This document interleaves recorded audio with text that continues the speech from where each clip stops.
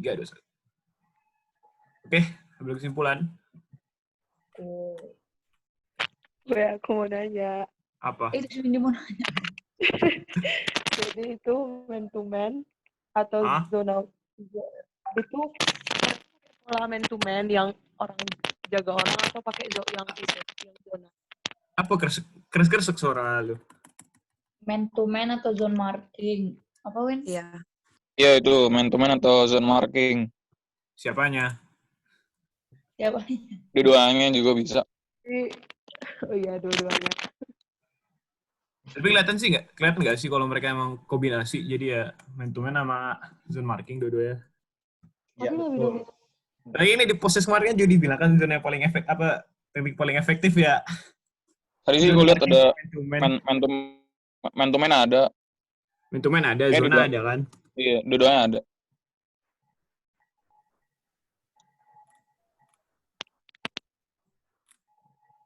Juventus yang tadi satu orang double job itu dua-duanya juga apa enggak? Itu kan dia ngejar, karena itu zonanya makanya dia nempel buat man to man. Makanya dia ngejar itu kan? Iya.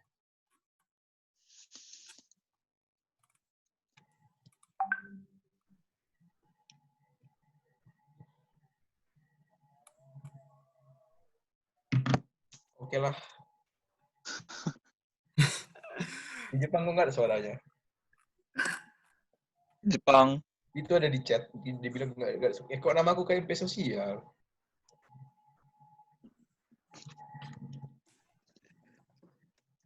Ngomong Jepang. Nah, jadi ada yang mau ditanya lagi nggak? Lagi nggak di Jepang. Oke. Masih baru bisa tarik kesimpulannya langsung gitu loh. Berarti intinya mereka pakai dua strategi secara langsung kan? Kenapa dua strategi secara langsung? Tadi katanya mereka pakai campuran. Iya, kenapa secara langsung? Oh, nggak secara langsung, nggak mungkin lah secara langsung. Ganti strategi. Kalau ganti-ganti strateginya Juventus gantinya pas kapan? Saat mungkin mereka cuman lah ya. Half time mungkin.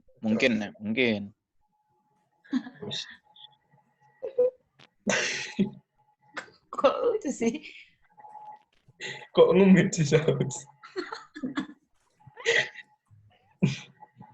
Tapi emang bener kan kata Abel? Strategi mereka ganti-ganti kan? Iya benar. Aku nanya kapan? Ini nih. Dia kebaca mulu. Kalau ada ganti kebaca mulu gitu loh. Tiba-tiba Nggak ada suara empang. Make a 4-4-2, but generally narrower and the wider side sit off, picking their opposite numbers who are then pressed when in possession, but not too aggressively. Shape is more important than regaining possession by pressing. The double pivot sit deeper, lining up against the opposition's central midfield in a form of man marking. The wider players then drop in to make a 4-4-2, narrower in the midfield and wider across the back four. The wider players nearest the ball push out to press the opposition fullback, while the other wide player tucks in to make a three-man central midfield, organised and anchored by the tactically astute Sami Khedira. Once the ball has transitioned into the Juve half, they again make a 4-4-2, but generally narrower and drifting from side to side to keep the shape and width if the opponents switch play. However, Juventus are happy to vary the press depending on man to man sama ini. Kayak mereka main zona itu kalau bolanya ke sini ya mereka ke kanan. On the opponent. Kiri mereka ke kiri. If the opposition player Yang hitam ini yang mana, Sa? to the back Yang hitam ini siapa? as Barcelona tried, Juve will press more. If they play directly as Monaco did, they will sit off more and channel the build-up centrally where the pitch is more congested. Much of Juve's attacking play in either formation is about creating space for the full or wing-backs to push on. In the 4-2-3-1, Dybala's dropping into space pulls opposition midfielders around and allows Pjanic in midfield or Bonucci from centre-back time to play to wide left and right. Higuain will also drop off, while in a 4-2-3-1, the lateral movement of the two wider attacking midfielders, augmented by the fullbacks, means that Juventus play very wide going forwards. Ini kan yang apa 5 orang di depan This tadi itu. affords the chance to switch the play either directly or through the midfield pivot, and Juve's width means they can create space on the opposition flank for a player to cross Bala in the 3. Use the forwards to pull the defence out of shape, switch the ball, and bring Alves and Sandro into the game for crossing opportunities.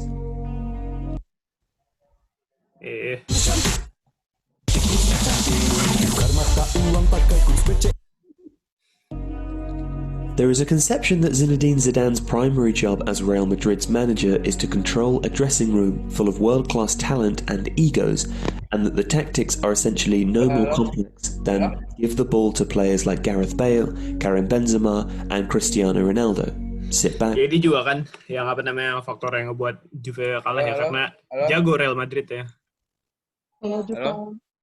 Tend to mark passing lanes rather than men, which does leave them vulnerable if the cover isn't arranged well and don't press very aggressively.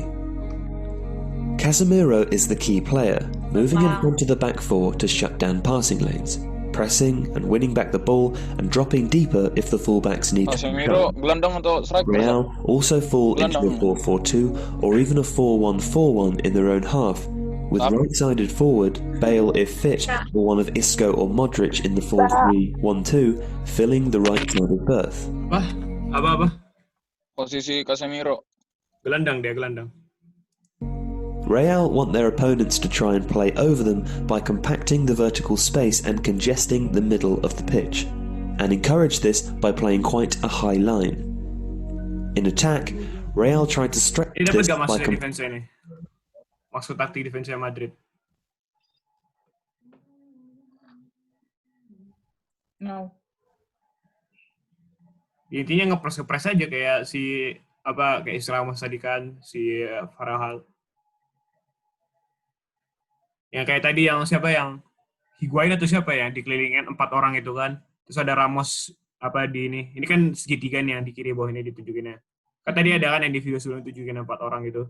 Tapi ada Ramos juga kayak biar kepotongan semuanya gitu. Tapi itu juga ya perlu skill player sendiri yang bagus, dan Madrid kan emang bagus skillnya. Compacting the vertical high line for and the front players usually go Casemiro is the screening midfielder defensively. Cuma tinggal ngasih ke player yang Real Madrid tend to use Kroos as the build-up player, Luka Modric or Isco as the midfielder who pulls wide or pushes into the box, and Casemiro as a shuttling support player.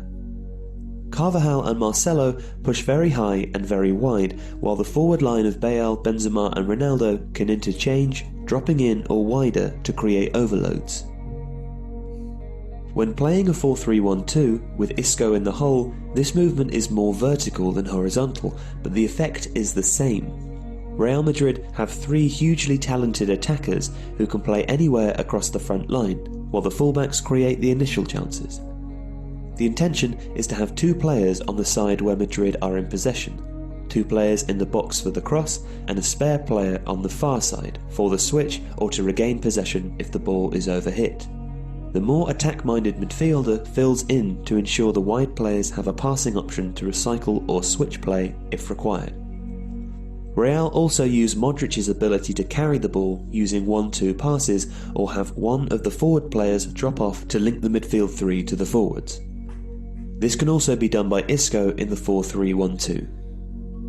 So, who are the teams likely to link the... Ya fokus mereka tuh tinggal auto attack Madrid, tinggal jalanin aja bolanya ke depan, tinggal kasih ke trio yang di depan ini lah, si Ronaldo balik midfield 3 to customary 4.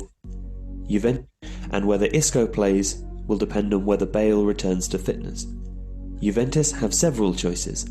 They can play a 4-2-3-1, seeding the deeper midfield to put pressure on the Real Madrid defence midfield lane. The wing help after the whole ball forwards passing through the lines will be crucial if Juventus are to find a way through Real's defensive shape. Kalau kita ubah atur uang, jadi cara kita. While one might expect Juventus to sit deep, absorb pressure and hit Real on the counter or exploit their set-piece defensive weakness, Allegri might adopt a more aggressive 4-3-4 or a 3-4-2-1. Ya itu sih, harus aku bacakan strateginya. Jadi apa kesimpulan yang bisa kita tarik dari kekalahan Juventus melawan Real Madrid?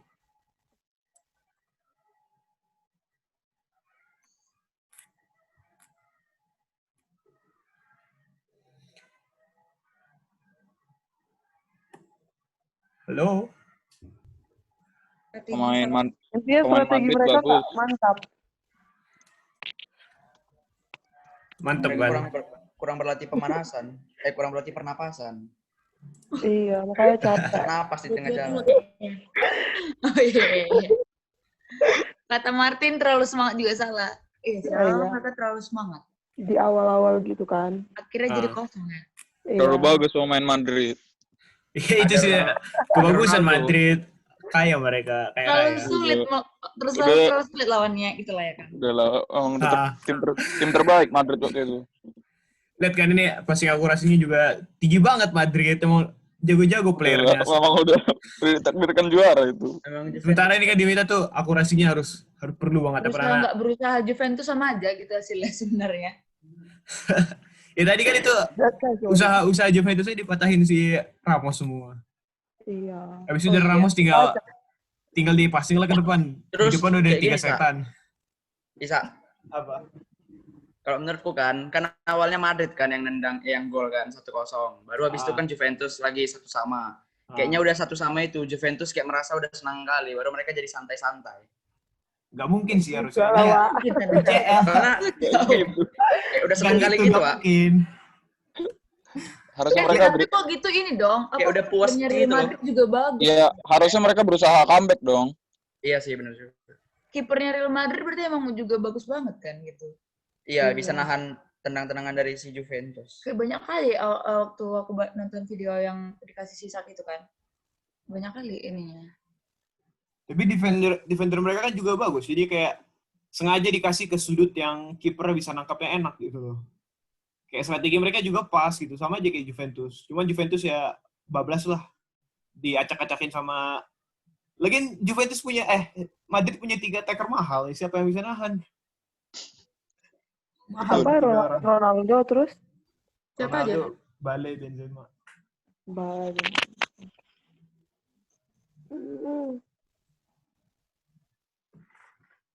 Oke.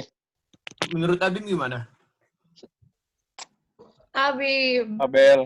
Aku mau ngomong Laki benar. Oke, silakan. Jadi kan menurutku walaupun kayak ada beberapa kekurangan dalam fase penguasaan bola, tapi secara umum itu permainan Real itu termasuk sangat rapi kalau dibandingkan dengan banyak pertandingan sejak era si Rafael sama era awalnya Zidane. Googling kok kan. Sebagai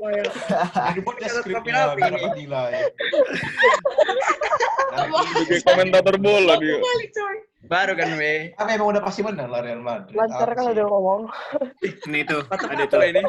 4 reasons why there was no stopping Real Madrid. Kan emang jago. Memang udah terbaik waktu itu. Madrid itu ada 3 setan, ada MVP-nya. Midfielder-nya ada Ronaldo. Nah, ada Ramos lagi. Kurang doa Juventus. Harapan mereka tinggal dalam doa. Kok aku sering ngomong tuh. tapi kesimpulan menurut Abim apa? Abim katanya ada kesimpulan. Abel belum, Abel. Apa? Menurut Abim apa? Gimana menurut kamu lagi benar? Menurut saya tentang apa? Tentang pertandingan ini. Pertandingan ini memang sudah takdirnya untuk Real Madrid lah, emang masa-masanya mereka ini. Strategi. Ya, kalau mau dibuat. Strateginya. Ya kan tadi udah strateginya. Ganti-ganti. Menurutmu sebenarnya ada nggak kemungkinannya Juventus menang pada awal? Kalau aku sih emang udah ngefans bro. Jadi apa mau dibuat? Udah ngefans. Masa kita dukung tim lawan? Nggak mungkin bro. Kok ada ngefans? Enggak, coba kalau secara netralnya, Bayar. Secara netralnya. Iya, secara netral. Kesimpulannya gitu. Enggak,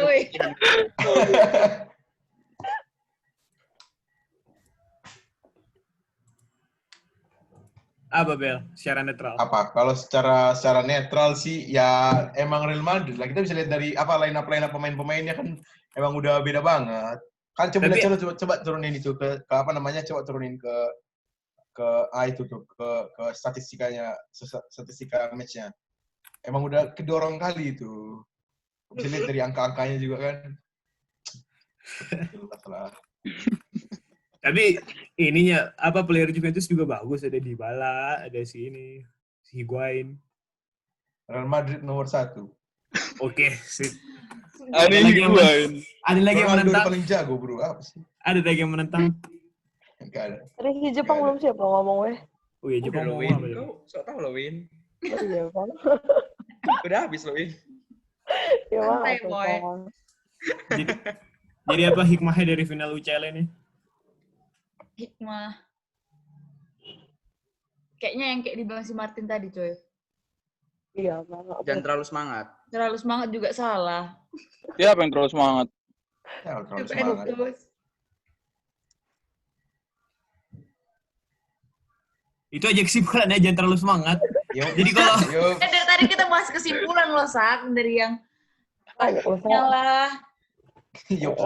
makanya masih jadi satu kalimat utama gitu, satu kalimat kesimpulan utama. Oh, kayak penutup gitu. Iya. Coba bisa. Jepang lah. Bagus tadi kalimat Jepang.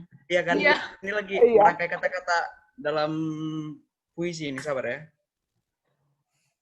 Sabar. Nunggu Jepang, ini karya tulis bentuknya gimana sih? Puisi Oh iya. juga karya Saya tulis. nggak bisa, saya aja. Harus Karya pakai masalah. tulis. Ini weh, aku juga mau nanya, sebenarnya video buktinya ini hanya dalam isinya memang hanya kita ngebahas tentang bolanya atau kita ngebahas juga kayak mana cara kita mengerjakan, ngerti nggak? Cara mengerjakan kan justru dari kesimpulan. Kalau kita punya kesimpulan kan kita tahu apa yang mau kita tulis kan? Habis kita bahas, udah dapet kesimpulan baru kita bahas. Kita mau nulisnya kayak gimana. Oh, Bentukannya apa, terus bagi tugas di mana ya aku gimana mau nulis coy, nggak paham boleh. Apa tadi Bang, kalimat Bang? Ada lagi Isco. Udah lah. sabar.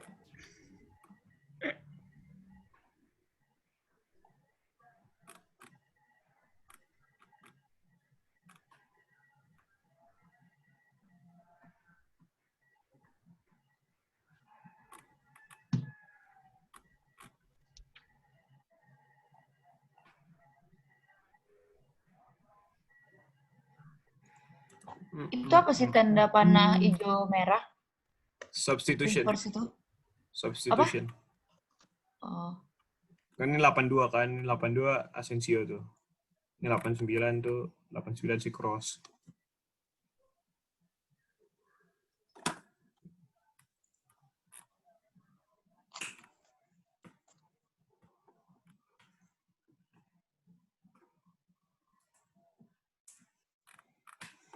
Jadi?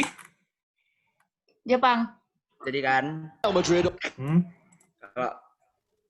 apa ini mau kesimpulan nggak cuma ngasih pendapat gitu aja. Kesimpulan Kan tadi kita udah menyatukan, udah berikan berbagai Ini pendapat. kesimpulan akhir nih. Satukan lah, Bang. Gabungan ya. Jadi dari diskusi kita ini, bilang lah Bang. Oke, Bim. Ku kira Bel. Aku ngasih tahu kalimat-kalimatnya Yang gitu pas. lah. Nggak Jangan dapat gitu aku, gimana? nggak dapat aku, maaf ya. Gak dapat. Yaudah Bim lah Bim, kasih kalimat terakhir lah Bim. Iya, Bim aja lah, Bim. Ntar boleh dipanggil Mama. Sabar. Siapa? Buatlah Sam. Boleh gini, satu orang ngasih baru ditambah lagi kan. Maman, juga, please, ya. Maman. Oh ya, Maman lah. Gitu. Menurut Maman.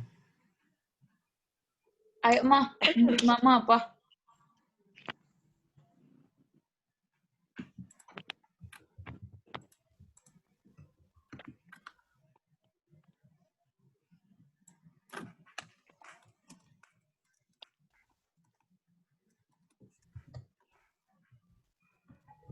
Jadi gini lah ya, weh.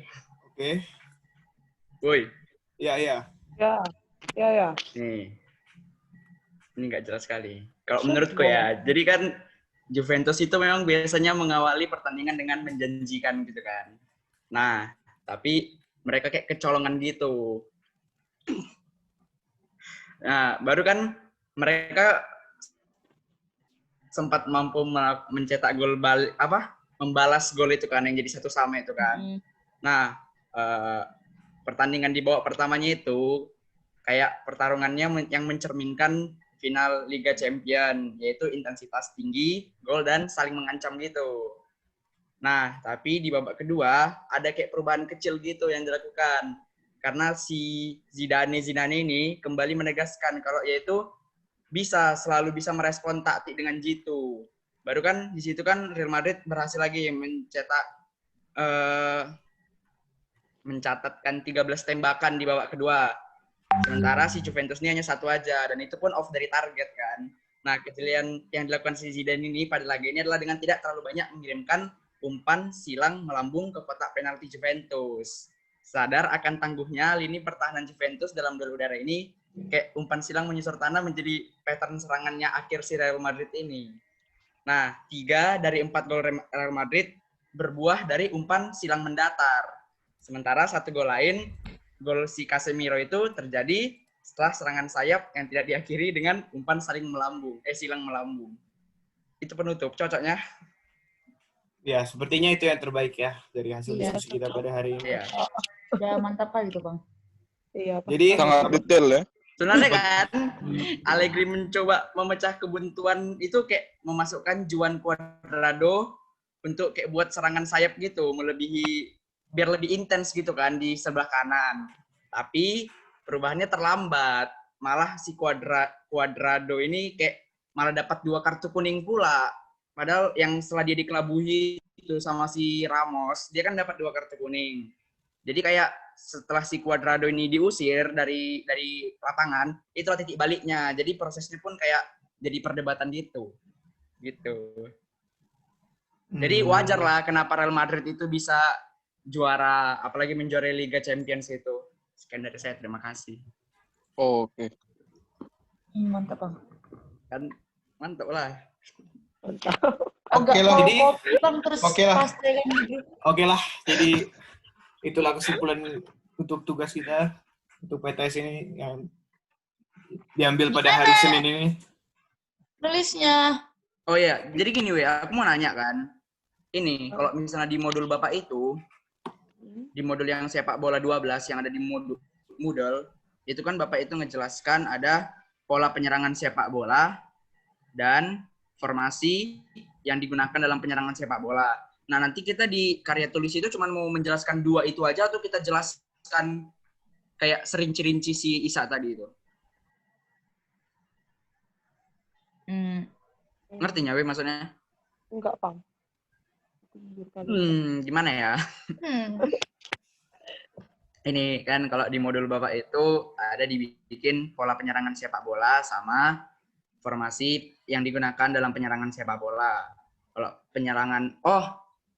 Kalau misalnya kayak mau cuman kita bahas di 2 fokus itu aja kan kayak sedikit kali. Kalau misalnya kita lebih bahas banyak, kayak yang Isa bilang tadi, ada yang mulai dia sampai capek, ada yang dia tadi nggak sesuai dengan udah seharusnya dia di sini, tapi dia nggak malah ke situ kayak gitu. Kita bahas serinci itunya atau cuman kayak yang di modul Bapak itu aja?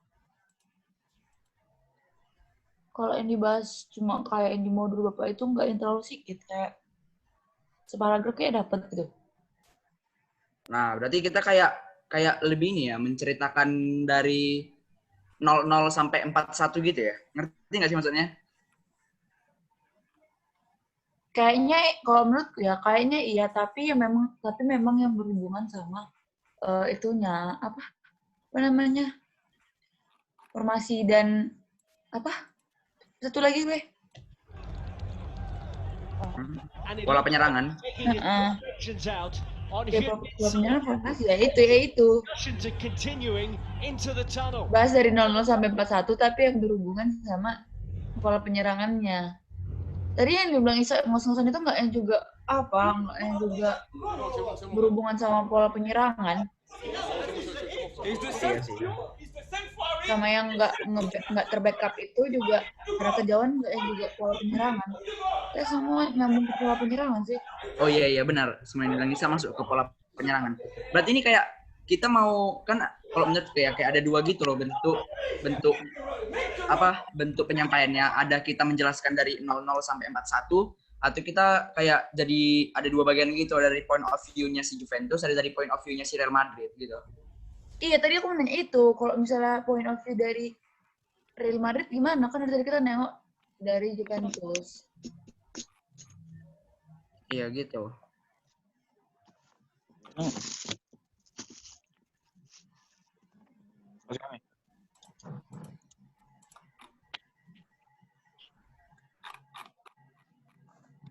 Jadi? Aku masih bingung loh sebenarnya apa yang mau ditulis be.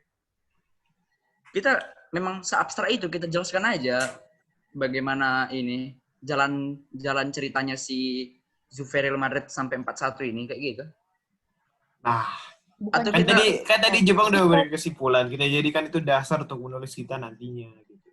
Iya tahu, maksudku kayak alur cerita karya tulis kita ini memang seabstrak itu kayak kita ngejelaskan, atau kita punya teori-teori dasar gitu loh, kita ngejelaskan ininya. Aduh, kayak mana bilangnya ya?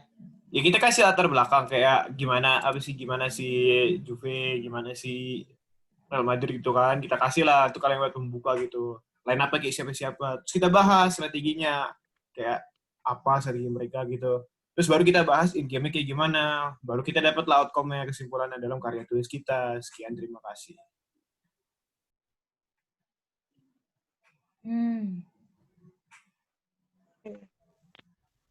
Jadi? Tapi aku pribadi kalau misalnya disuruh nulis, aku nggak tahu apa mau aku tulis sekalipun aku udah paham gitu ini pertandingannya. Satu, aku nggak tahu nama-nama mereka. Aku nggak tahu istilah-istilahnya juga. Damn, girl.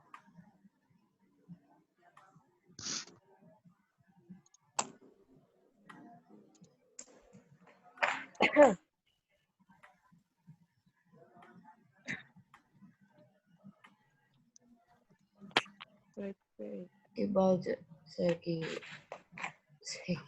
Oke.